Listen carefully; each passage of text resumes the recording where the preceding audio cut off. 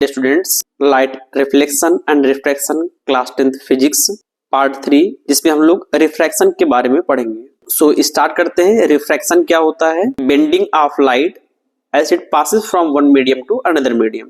Light की जो velocity होती है एक मीडियम से दूसरे मीडियम में वेरी करता है, इसलिए क्या होता है? बेंड हो जाता है। जैसे इसका फिनोमेना हम लोग देखेंगे, इसमें सीधे दिखाई दे रहा है जैसे लाइट रेयर मीडियम से डेंसर मीडियम में पास कर रहा है तो बेंडिंग ऑफ लाइट दिखाई दे रहा है। तो ये स्केल क्या बेंड होता हुआ हमें दिखाई दे रहा है। तो इस फिनोमेना को बोलते हैं रिफ्रैक्शन ऑफ लाइट। ये बेंड क्यों हुआ? क्योंकि लाइट पास कर रही है एक मीडियम से दूसरे मीडियम में, जो कि इस जो वेलोसिटी होता है लाइट का वो मीडियम टू मीडियम वेरी करता है। अब हम लोग पढ़ेंगे conditions of refraction.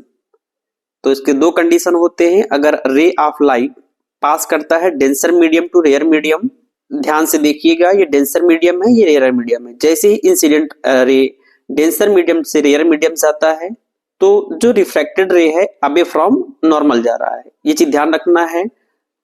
Denser medium to rare जाएगा तो अवे फ्रॉम नॉर्मल। दूसरा केस है rare medium to denser medium. अगर इंसिडेंट रे रेयर मीडियम से डेंसर मीडियम में जाएगा तो जो बेंडिंग ऑफ रिफ्रैक्टेड रे होगा टुवर्ड्स द नॉर्मल होगा। ये इंसिडेंट रे है, ये नॉर्मल लाइन है, ये रिफ्रैक्टेड रे है, ये टुवर्ड्स द नॉर्मल लाइन की तरफ बेंड हो रहा है। रेयर मीडियम मतलब होता है जहां पे डेंसिटी कम हो, डेंसर मीडियम जहां पे डेंसिटी ज्यादा हो। दो ऐसे कंडीशन है जहां पे रिफ्रैक्शन नहीं होता है। रिफ्रैक्शन कहां पे नहीं होगा? अगर रिफ्रैक्टिव इंडेक्स दोनों मीडियम का सेम होगा तो वहां पे रिफ्रैक्शन नहीं होगा।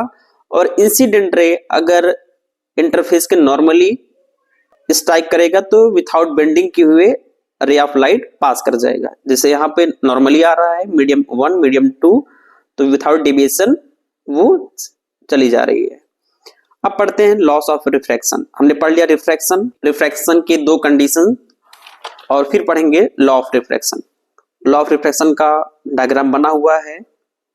पहला क्या होता है? इंसिडेंट रे, रिफ्रैक्टेड रे and the normal the point of incident all lie in the same plane। दूसरा क्या होता है? Sine i by sine r constant होता है, जिसे स्नेल्स लॉ भी कहते हैं, तो ये इंपॉर्टेंट है। तीसरा टर्म है रिफ्रैक्टिव इंडेक्स, जो कि एन से डिनोट करते हैं। Refractive index of a glass with respect to air is given by a ratio of speed of light in air to the speed of light in glass. ये refractive index है, speed of light in air with respect to speed of light in glass. C upon V। C क्या speed of light होता है vacuum में, जो 3 × 10⁸ metre पर second होता है। यहाँ पे refractive index light in glass with respect to air, जो कि वाटर का रिफ्रैक्टिव इंडेक्स होता है 1.33 और ग्लास का होता है 1.52। यहाँ पे ध्यान दीजिएगा कोई भी यूनिट नहीं लिखा हुआ है, क्योंकि रिफ्रैक्टिव इंडेक्स के यूनिटलेस होता है, और जो absolute refractive index of any medium is always greater than 1। ये चीज ध्यान रखिएगा। और दो पॉइंट इंपॉर्टेंट है, जो कि अगर ray of light move from one medium to another, frequency same रहता है, वेवलेंथ और वेलोसिटी चेंज करता है। ध्यान दीजिएगा, अगर रेस ऑफ लाइट एक मीडियम से दूसरी मीडियम जाता है तो फ्रीक्वेंसी सेम रहता है, वेवलेंथ और वेलोसिटी चेंज करता है।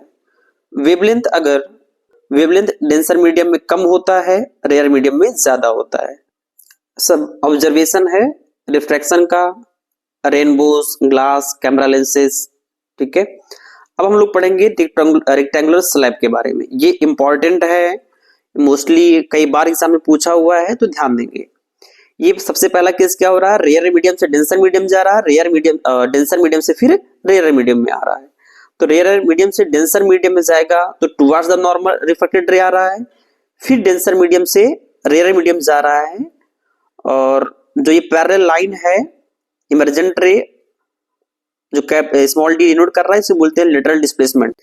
Emergent ray parallel to incident ray, उसके बीच में जो डिस्टेंस है उसे बोलते हैं लेटरल डिस्प्लेसमेंट। ये एंगल ऑफ इंसिडेंट है, ये रिफ्रैक्टेड एंगल है, ये एंगल ऑफ इमर्जेंट है, ये लेटरल डिस्प्लेसमेंट है। ये एयर मीडियम है, ये ग्लास मीडियम है, फिर ये एयर मीडियम है। तो इसका फिगर, इसका डायग्राम जरूरी है, इसका फिनोमिना भी आता है।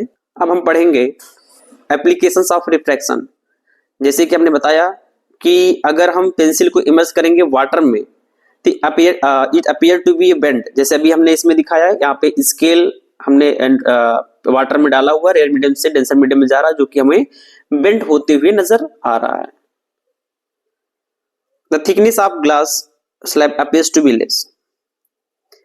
ठीक है, और कुछ कॉमन अभी तक हमने जितना पढ़ा इसमें जो कॉमन टर्म्स हैं यहाँ पे दिया न्यूमेरिकल के लिए एक फार्मूला है, इसको याद रखना जरूरी है।